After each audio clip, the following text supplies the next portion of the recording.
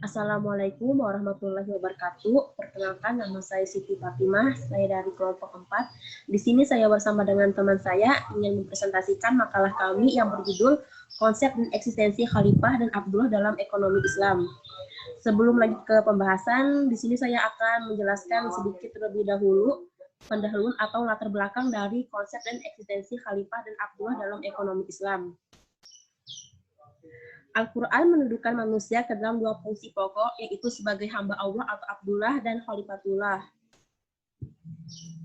Dengan penyebutan dua fungsi ini, Al-Quran ingin menekankan muatan fungsional yang harus diemban oleh manusia dalam melaksanakan tugas-tugasnya di muka bumi ini. Pertama, manusia sebagai hamba Allah atau pengabdi Allah atau Abdullah dituntut untuk sukses menjalin hubungan secara vertikal dengan Allah.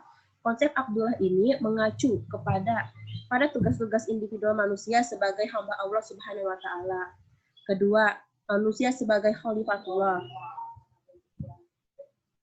Manusia sebagai khalifatullah dituntut untuk sukses menjalin hubungan secara horizontal dengan semua makhluk. Tidak sukses sebagai hamba jika seorang gagal menjalani tugasnya sebagai khalifatullah, begitu pula sebaliknya. Tidak sukses sebagai khalifatullah jika seorang menggagal hubungan dengan sesama hamba Allah Subhanahu wa taala. Agar manusia mampu menjadi khalifah atau sebagai hamba Allah Abdullah terhadap alam semesta, maka Allah menciptakan manusia dan menyiapkannya serta memberinya kelengkapan dan sarana yang diperlukan dengan sebaik-baiknya. Allah telah menciptakan manusia dengan struktur yang sebaik-baiknya. Mungkin itu saja dari saya. Selanjutnya pembahasannya akan diberikan oleh teman sekelompok saya. Silakan.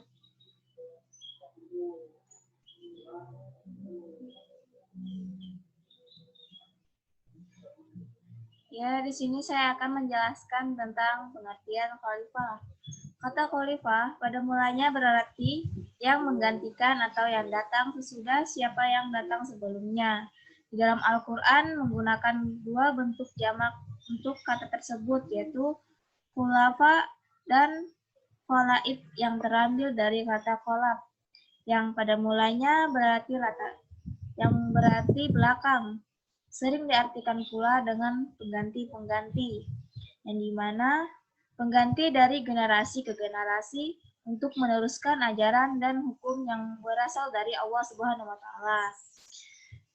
Di sini juga khalifah memiliki 5 sifat yang terpuji, dimuatkan dalam konsep khalifatullah. Yang pertama, yahduna bi amrina, yang berarti mengantar masyarakat ke tujuan yang sesuai dengan petunjuk Allah.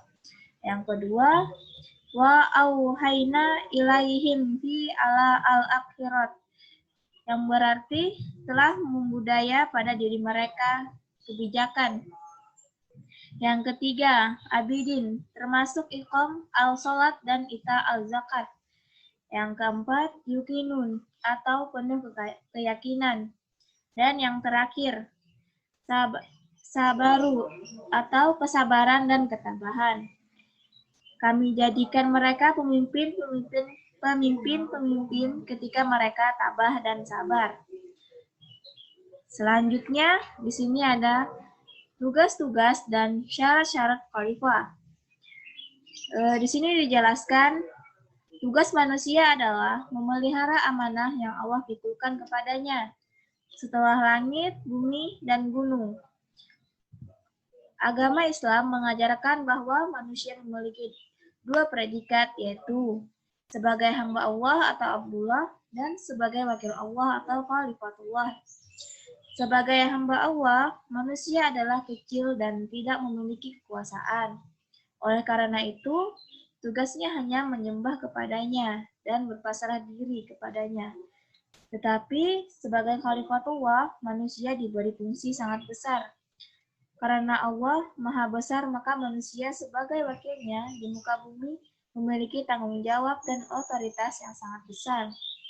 Sebagai khalifah, manusia diberi tanggung jawab pengelolaan alam semesta untuk kesejahteraan umat manusia. Karena alam semesta memang diciptakan Tuhan untuk manusia. Nah, Secara umum, tugas khalifatullah itu ialah yang pertama, tamkin dinillah atau menegakkan agama Allah. Yang kedua, menciptakan keamanan bagi umat Islam dalam menjalankan agama Islam dari ancaman orang-orang kafir, baik yang berada di dalam negeri Islam maupun yang di luar negeri Islam. Yang ketiga, menegakkan sistem ibadah dan menjauhi sistem dan perbuatan syirik. Dan yang terakhir, berjihad di jalan Allah. Selanjutnya, ada alasan menjadikan manusia sebagai khalifah. Di sini ada pengertian manusia adalah makhluk sentral di planet ini. Selain penciptaannya yang paling sempurna dan seimbang, makhluk-makhluk lain yang ada seperti hewan dan tumbuh-tumbuhan diciptakan untuk kepentingannya, baik secara langsung maupun tidak langsung. Hak pemakmuran dan pengelolaan bumi beserta isinya diberikan kepada manusia sebagai konsekuensi logis atas kesediaannya memangku amanah Allah. Nah, selanjutnya, alasan menjadi manusia sebagai khalifah akan dijelaskan teman saya. Di sini saya akan menjelaskan lebih lanjut dari penjelasan teman kelompok saya, alasan menjadikan manusia sebagai khalifah. Di sini ada 4 sifat manusia yang diterangkan dalam Al-Quran. 1, bahwa manusia itu adalah makhluk yang dipilih oleh Tuhan. Nah, kita sebagai manusia ini adalah makhluk yang dipilih oleh Allah sebagai khalifatullah, sebagai pengganti Allah ini di muka bumi. Kita ini termasuk makhluk yang sempurna di antara makhluk lain yang ada di bumi, contohnya seperti hewan ataupun tumbuhan. Kedua, bahwa manusia dengan segala kelalaiannya diharapkan supaya menjadi wakil Tuhan atau khalifah di muka bumi ini. Dalam tafsir Al-Misbah dijelaskan bahwa kata khalifah pada mulanya itu berarti menggantikan atau yang sudah yang datang sebelumnya. Atas dasar ini, ada yang memahami kata khalifah di sini dalam arti menggantikan Allah dalam menegakkan kehendaknya dan menerapkan ketetapan-ketetapannya. Tapi di sini bukan karena Allah mampu menjadikan manusia itu berkedudukan sebagai Tuhan, tetapi kita ini sebagai khalifatullah ini dimaksudkan untuk menjadi pengganti Allah untuk menyebarkan kebaikan atau syiar agama Islam. Ketiga, bahwa manusia sebagai kepercayaan Tuhan sekalipun risikonya besar. Nah, maksudnya di sini walaupun kita itu sebagai khalifatullah, sebagai pengganti Allah, tapi kita itu tidak luput dari kelalaian ataupun kesalahan yang kita lakukan. Keempat, manusia kemudian diberikan kemampuan yang mengetahui nama dan konsep benda yang malaikat sendiri tidak tahu atau tidak mampu. Nah, maksud di sini dijelaskan dalam surah Al-Baqarah ayat 31 yang artinya, dan dia mengajarkan kepada Adam nama-nama benda-benda, sebelumnya kemudian mengemukakannya kepada para malaikat, lalu berfirman, sebutkanlah kepadaku nama benda-benda jika kamu memang orang yang benar-benar. Ayat ini menginformasikan kepada manusia bahwa manusia itu dianugerahi Allah untuk mengetahui nama atau fungsi benda karakteristik, misalnya fungsi api, fungsi air, fungsi angin.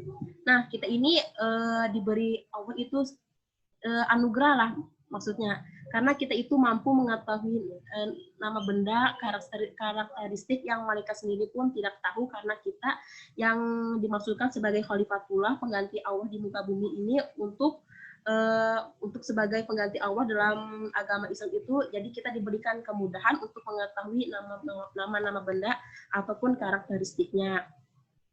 Selanjutnya ada 4 sifat manusia yang diberikan Allah kepada manusia, yaitu manusia adalah makhluk yang terpilih. Nah, seperti yang saya sebutkan tadi, bahwa manusia itu pada dasarnya itu memang adalah makhluk yang terpilih. Tadi juga sudah disebutkan itu alasannya kenapa manusia itu sampai terpilih. Kedua, sebagai khalifah Allah di bumi. Nah, di sini sebagai khalifah Allah di bumi ini juga kita juga berkewajiban untuk selalu sebagai pengganti Allah itu kita selalu kayak menyebarkan kebaikan, menegakkan agama Allah. Ketiga, diberi kepercayaan melaksanakan amanat yang semua makhluk tidak tersedia. Keempat, manusia diberi kemampuan mengetahui nama semua benda yang malaikat tidak tahu. Nah, ini seperti yang tadi yang diterangkan dalam Al-Quran tadi, bahwa kita itu diberikan kelebihan oleh Allah Subhanahu wa Ta'ala yang malaikat sendiri pun tidak mampu. Selanjutnya,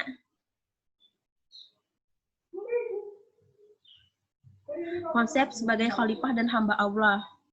1. Tanggung jawab manusia sebagai hamba. Manusia adalah hamba Allah yang memiliki tanggung jawab yang amat luas di dalam kehidupannya, meliputi semua keadaan dan tugas yang ditentukan kepadanya. Contohnya seperti kita harus melaksanakan sholat wajib 5 waktu dan menjauhi semua larangannya. Nah, dimaksud di sini ini, kita sebagai hamba Allah, tanggung jawab manusia itu adalah amatlah luas, meliputi semua keadaan dan tugas yang ditentukan kepadanya.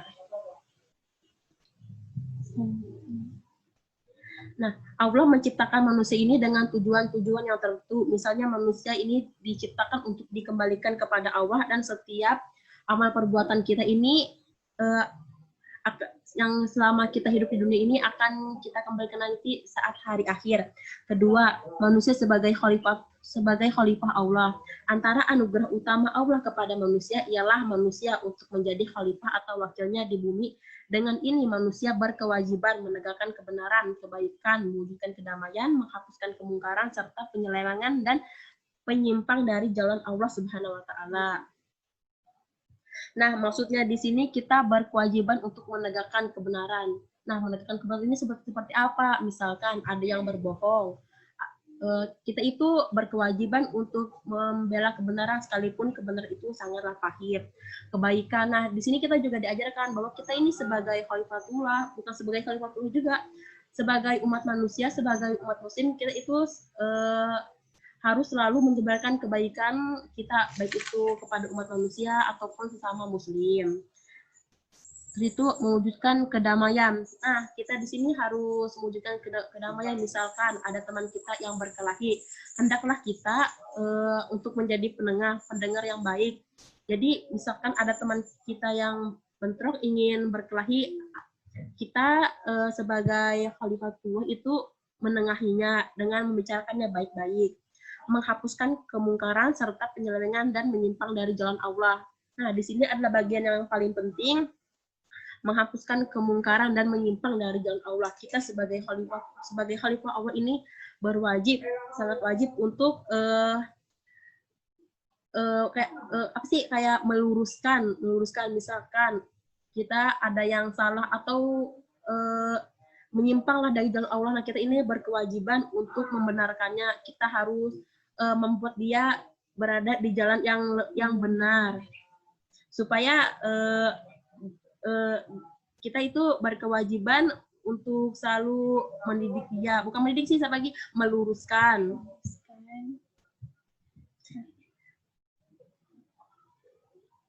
Selanjutnya ada peranan dan tanggung jawab manusia sebagai khalifah dan hamba Allah. 1. Mengabdikan diri kepada Allah, menerusi beriman kepada Allah, dan melakukan amal soleh dalam bentuk yang sempurna. Nah, di sini kita dimaksudkan untuk selalu mengabdikan diri kepada Allah, baik itu dalam misalnya kita selalu melakukan sholat, selalu sedekah, selalu melakukan infak. Kedua, sebagai hamba, manusia perlu melaksanakan amanah, serta memelihara, serta mengawal ajaran Allah Subhanahu wa Ta'ala. Nah, di sini kita dimaksud itu sebagai hamba Allah, kita ini selalu mengawal agama kita selalu mengawal ajaran kita, supaya tidak ada kesalahan dalam agama kita, supaya kita juga bisa menegakkan kebenarannya.